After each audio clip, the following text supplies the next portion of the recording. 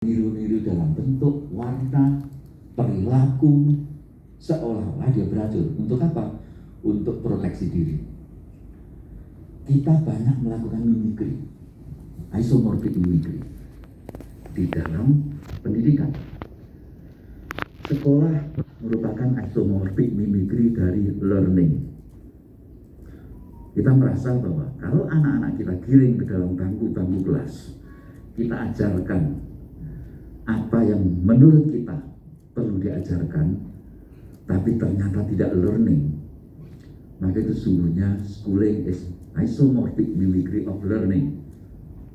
Esensi dari bersekolah harusnya membuat anak belajar, learning something.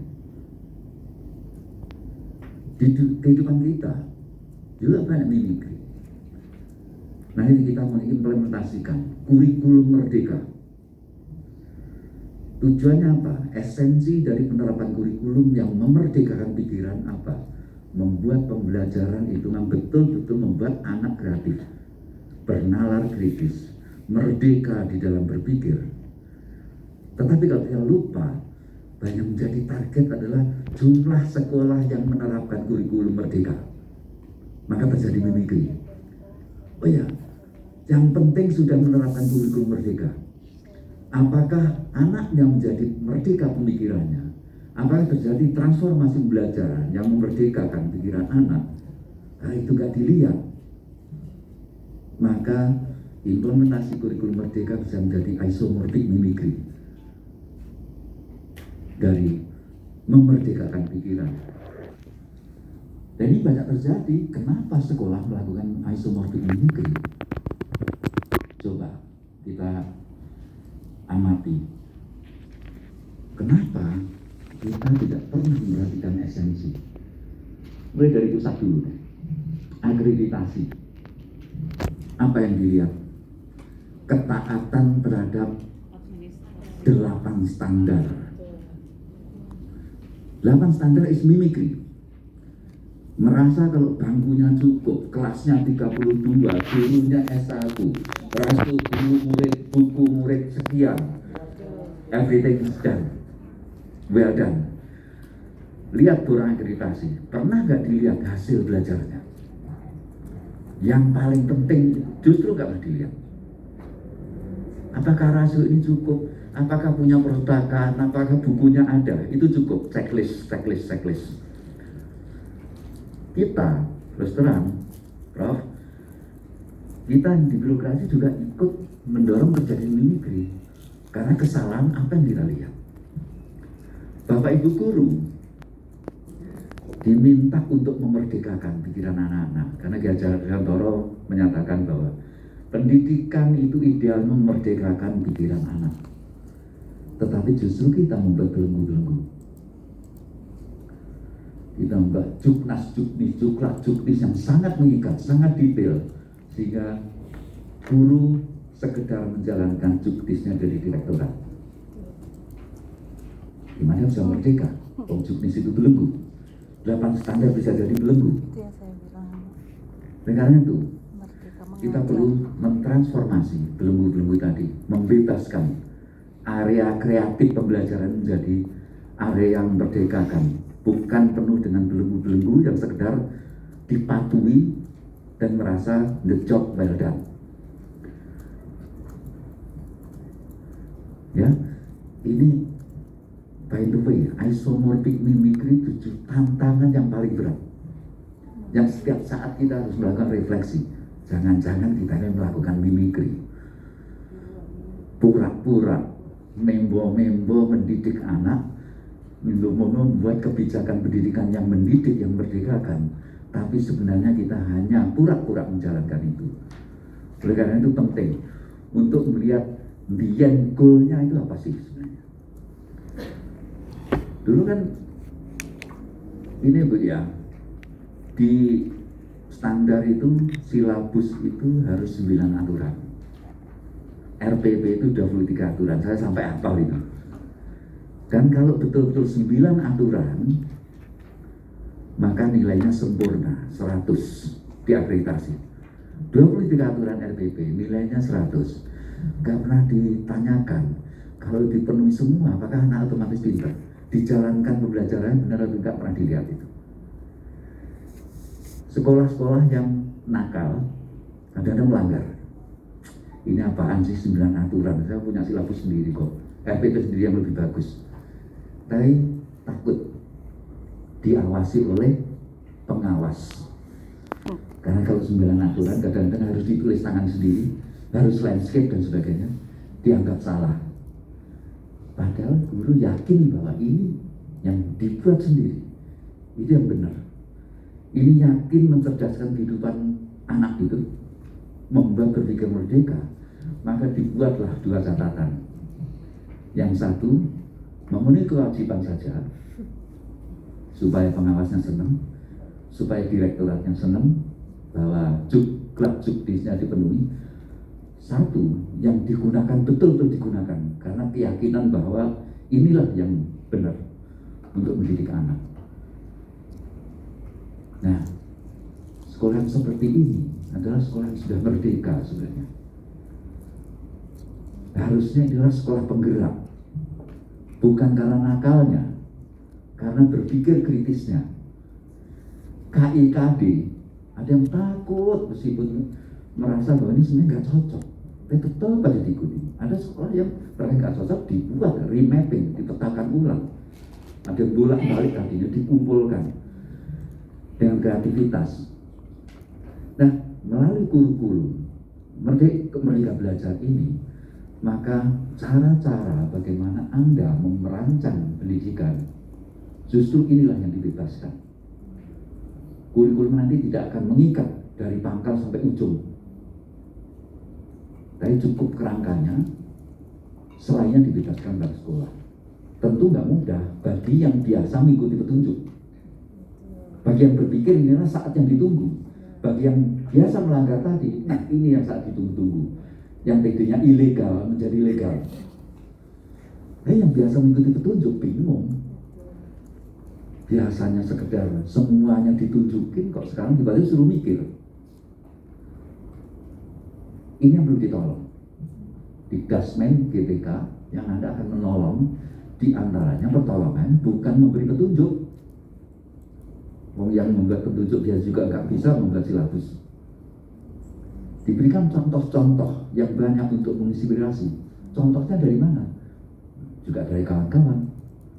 Sehingga peer group sharing ini adalah sedekah amal bagi kawan-kawan, guru, sekolah-sekolah yang lain yang memerlukan pertolongan untuk menerapkan kebijakan kurikulum baru ini nanti. Nah, kita lanjutkan kembali ke sini. Pandemi ini memperburuk keadaan. Terus memperburuk keadaan. Ketika sekolah ditutup, ya, maka langsung drop. Baik anak-anak yang tertinggal maupun anak yang nggak tertinggal, semuanya drop. Terjadi learning loss. Dan Indonesia mengalami learning loss yang luar biasa. Anak-anak yang belajar tanpa didampingi guru, learning loss-nya luar biasa, sekitar 40-50%. Dan kalau dibiarkan, maka learning loss ini akan menjadi semakin melebar, dan gap antara anak yang pandai dengan anak yang kurang itu makin melebar. Dan siapa yang kurang ini? Biasanya yang kurang beruntung, dari keluarga miskin, orang tua yang kurang terdidik, nggak punya fasilitas, hidupnya di rural, di desa, ketertinggalan. Ini yang perlu ditolong, segera ditolong. Kalau enggak, mereka akan segera drop out dan ini menjadi beban sistem. Merekrut anak yang sudah terlanjur drop out susahnya udah main dibandingkan dengan mempertahankan mereka di sekolah, tetapi harus tetap ditolong. Anak ini bisa tertinggal 2 tahun belajarnya. Dan kalau dibiarkan makin tertinggal, akhirnya frustrasi. Oleh karena itu, ketika PTM sekarang ini, penting adalah untuk mengidentifikasi siapa-siapa yang paling tertinggal, dan itulah yang perlu segera ditolong. Kurikulum baru nanti memungkinkan anak-anak yang beragam kemampuannya itu diajarkan sesuai dengan kemampuannya. Teach at the right level. Jadi sama-sama kelas 4 tidak harus dipikir diajar dengan kurikulum KIKD kelas 4. Karena kemampuan mereka jangan-jangan masih kelas 2. Maka harus dipandu sejak kelas 2. Nanti caranya gimana? Prof. Din yang menjelaskan pedagogi teach at the right level seperti apa. Tapi yang jelas dalam satu kelas ini ragamnya luar biasa. Dan nggak bisa kita berikan satu one way fits all, satu cara untuk fit semuanya. Bagi yang pintar itu bosan itu. Bagi anak yang tertinggal berat sekali, stres. Ini beberapa contoh ini untuk SD, learning loss-nya luar biasa. Dan kalau dibiarkan, ini akan melebar. Oleh karena itu transformasi yang dilakukan itu sebenarnya berasal dari Ki Hajar Dewantara, beberapa tokoh, Engku Safei, tokoh-tokoh pendidikan, termasuk Dewi Sartika dan sebagainya. Beberapa tokoh pendidikan mengatakan bahwa memerdekakan pikiran itu selalu menjadi kata kunci. Kalau Anda membaca buku-buku Ki Hajar Dewantara, Engku Safei, barangkali kata merdeka, memerdekakan, itu kata yang paling banyak digunakan ketika ngomong tentang pendidikan dan pembelajaran. Maksud pengajaran pendidikan yang berguna untuk kehidupan bersama adalah memerdekakan manusia. Pendidikan itu idealnya memerdekakan anak lahiriah maupun batiniah. Banyak sekali quote-quote yang memerdekakan. Tujuan pendidikan adalah pendidikan yang memerdekakan. Engku Safei. Jadi merdeka belajar itu sesungguhnya itu adalah old wisdom dan masih relevan dengan perubahan zaman sekarang, makin relevan. Sehingga kita agak melupakan dulu bertahun-tahun tentang memerdekakan pikiran anak ini. Dan baru sekarang, alhamdulillah, dengan konsep atau filosofi atau framework merdeka belajar ini, insya Allah kita bisa melaksanakan amanah para founding fathers. Saya lewati saja. Apa yang kita lakukan di antaranya adalah transformasi pembelajaran. Ini episode 1, transformasi assessment nasional yang intinya pembelajar yang memerdekakan. Oke, kembali lagi, menumbuhkan karakter, berpikir tingkat tinggi atau aras tinggi, dan menumbuhkan kultur belajar.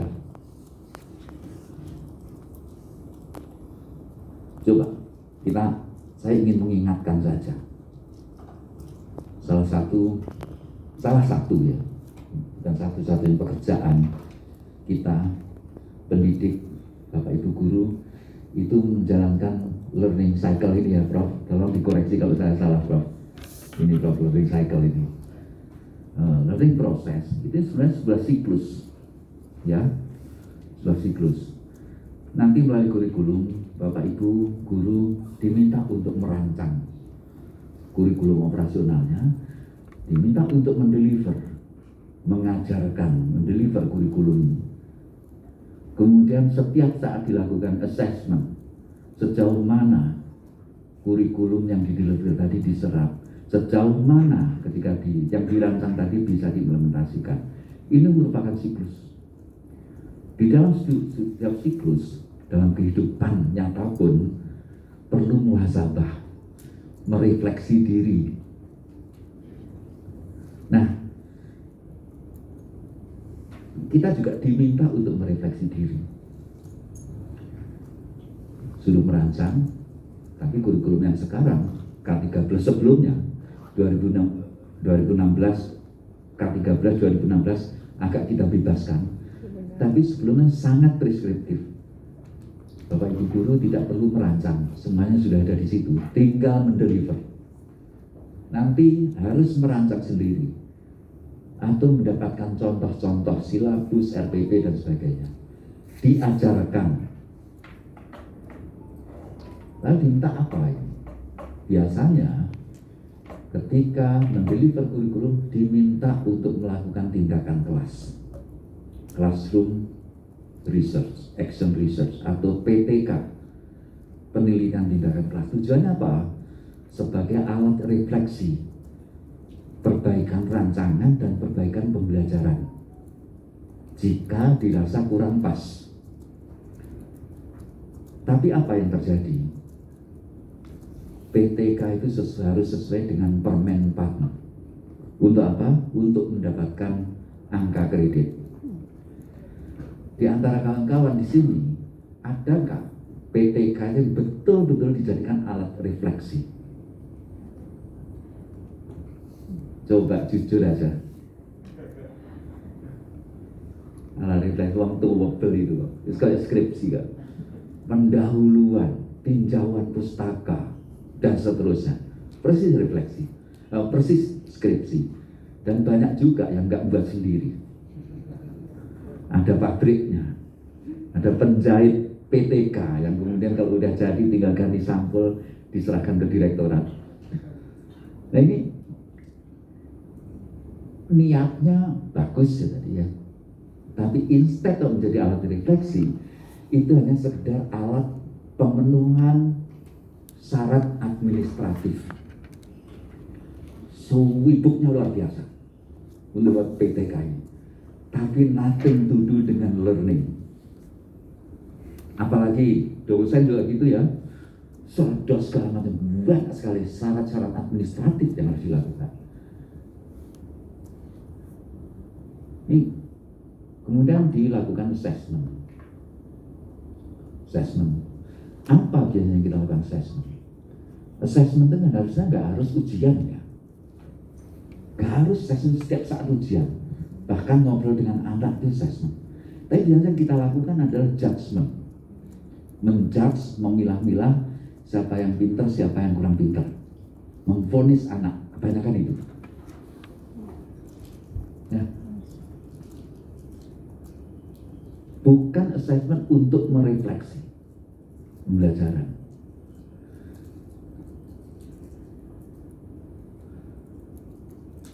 Padahal penelitian, salah satu John Hattie yang menelitinya, bahwa feedback yang berasal dari assessment untuk anak itu untungnya luar biasa nih, benefitnya.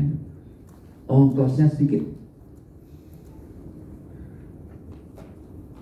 Metakognitif, membantu anak untuk mengenali cara belajar gitu ya, mengenali dirinya sendiri bagaimana saja. Untungnya banyak, ongkosnya sedikit. Tetapi yang dilakukan memenuhi standar apa?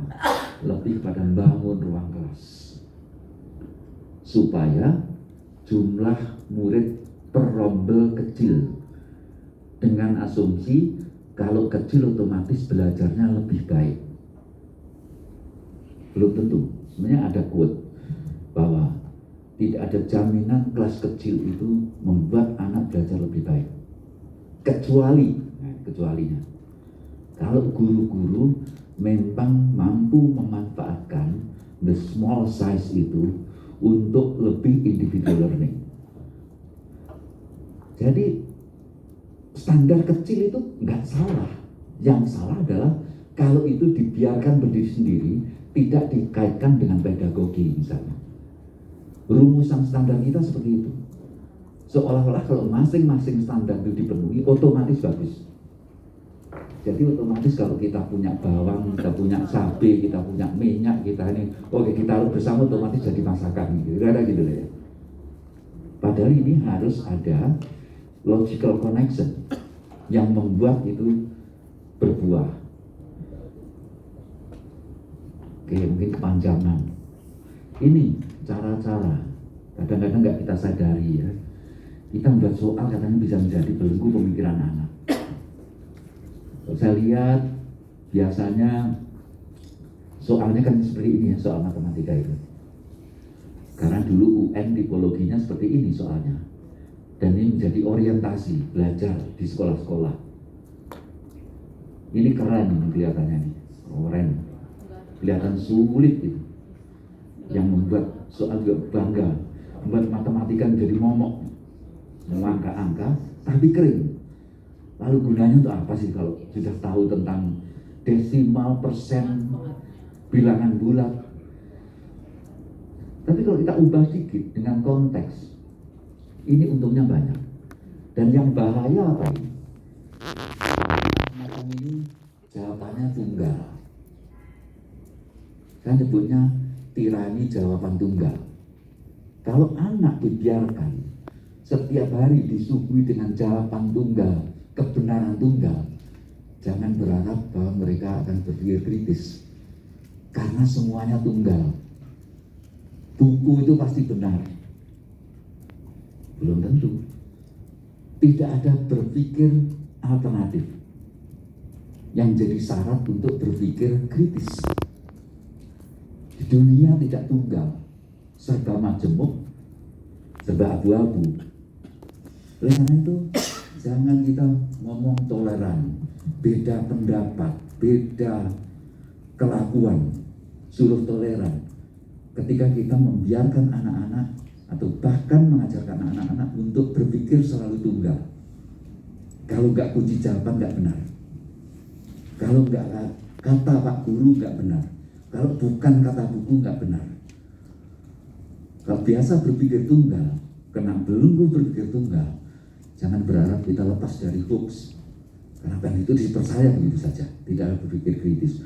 Oleh karena itu, the devils itu kadang-kadang terletak di hal yang detail. Oleh karena itu, assessment juga harus bertanggung jawab, ikut mendorong, memberangus ketunggalan-ketunggalan di dalam berpikir, menghilangkan tirani-tirani pemikiran.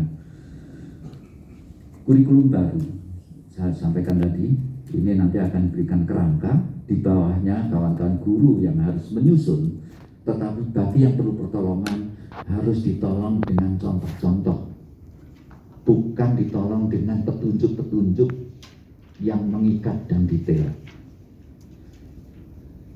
Ya, terima kasih Prof, seperti orang seperti Prof Dir ini yang selalu adaptif terhadap perubahan. Dulu ketika kami punya proyek di SSC, tentu paradigmanya zaman dulu ya Prof ya. Dan sekarang paradigmanya berubah. Dan saya yakin ini sebenarnya pemikiran-pemikiran seperti merdeka ini sudah ada. Wong, ini sebenarnya old wisdom. Para pakar pendidikan saya kira nggak ada yang menolak bahwa kita ini perlu mendidik anak kita supaya kreatif, supaya kritis. Itu jelas nggak ada yang menolak. Jadi bagaimana caranya? Dulu ketika kita promosi K13 juga, bagusnya bukan main. Itu ya, sambil sedikit jelek-jelekin kurikulum 2006 gitu ya. Dengan penuh janji K13 ini akan jauh lebih baik. Nah ini nanti juga gitu nih, pasti ada yang batin ya lah. Dulu juga K13 promosinya bagus. Sekarang kurikulum merdeka promosinya bagus sambil jelek-jelekin dikit K13. Bisa saja terjadi kalau kita melakukan isomorphic mimicry tadi. Saya konsep ini, kalau saya gini, menarasikan kurikulum, implementasi kurikulum. Oleh karena itu judulnya transformasi pembelajaran, bukan implementasi kurikulum. Yang perlu ditransform itu bukan hijrah kita dari K13 ke KM, bukan itu yang penting. Tetapi mengubah, mentransformasi pembelajaran yang membelenggu ke pembelajaran yang memerdekakan. Silakan Anda happy dengan K13, bahkan K 2006. Tapi yang utama bukan K berapanya. Yang utama adalah mentransformasi pembelajarannya. Makanya nggak penting sebenarnya mau KM mau K13, kalau pembelajaran tetap membelenggu, ya itu nggak, ya percuma saja. Oleh karena itu narasi kebijakannya adalah mentransformasi pembelajaran. Untuk itu, kurikulum merdeka ini memberikan fasilitas yang memudahkan Anda mendidik anak dengan memerdekakan. Ya, K13 bisa. Kami perlu punya proyek namanya proyek inovasi, menggunakan K13 tetapi memerdekakan pemikiran anak. Jadi yang penting itu sebenarnya kurikulum itu penting ya, sebagai fasilitas untuk membantu pendidikan, proses pembelajaran, tetapi jangan berharap dengan kurikulum baru yang memerdekakan, otomatis nanti akan memerdekakan. Terletak kepada kemampuan para educators menerjemahkan ini di dalam proses pembelajaran tadi. Jangan takut nanti mengimplementasikan, saya belum hafal, belum paham betul ATP, apalagi itu ATP, segala macam istilah. Capaian. Lupa bahwa tujuannya itu transformasi belajar. Coba aja, mulai dari assessment yang memerdekakan, mulai dengan pedagogi yang membuat anak ingin tahu, project learning, belajar yang mengasihkan. Dalam journey transformasi pembelajaran mungkin salah di awal-awal. Justru dari kesalahan itu belajar untuk memperbaiki diri. Jadi jangan sampai nanti kita akan mendapatkan stempel sekolah pelaksana kurikulum merdeka, tapi sungguhnya tidak ada transformasi dalam proses belajarnya. Gitu ya Bu Rina ya. Nah, kira-kira gini itu nanti. Kenapa itu memudahkan di dalam mencapai pembelajaran yang merdekakan? Kalau dulu ini promosi ini enggak perlu promosi juga ya. K13 juga promosinya juga gitu ya. Ada intrakurikuler, ekstrakurikuler, project based learning. Nah, yang baru project based. K13 sebenarnya nggak melarang project based ya, Prof. Nggak melarang sebenarnya, boleh, cuma tidak eksplisit sebagian dari rencana. Jadi kita ini sebenarnya nggak jelek-jelekin amat K13 kok sebenarnya, ya kapok, jelek-jelekin ternyata sama aja gitu. Enggak, kita memperkuat yang membuat anak belajar lebih merdeka.